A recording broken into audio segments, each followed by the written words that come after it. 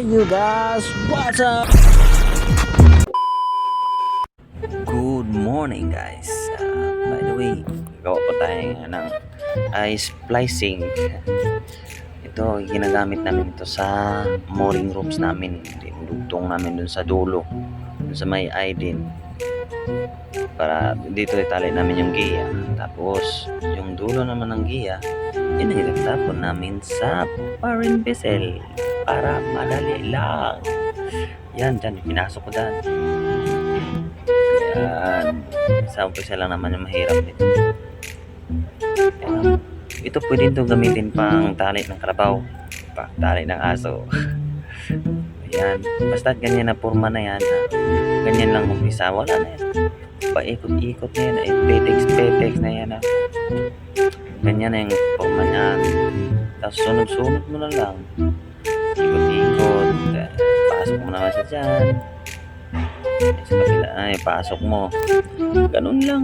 Madali lang itong splicing, kaya maaralin lang.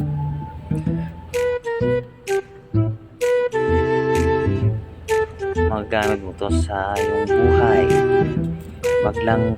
Wag lang yung kitilin mo yung iyong buhay gamit ito. Ayan, no, diba? Ganda na tingnan. Maayos na. Sunod-sunod lang naman yan.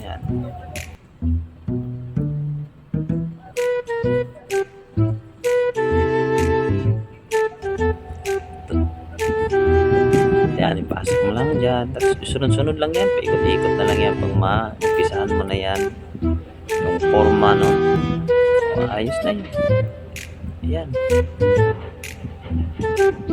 Kaso nga lang, medyo matigas yan.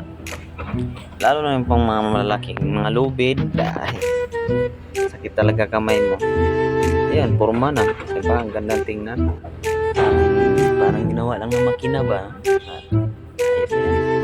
Matigas na yan. Matanggal. Diba? Diba? Matigas na yan.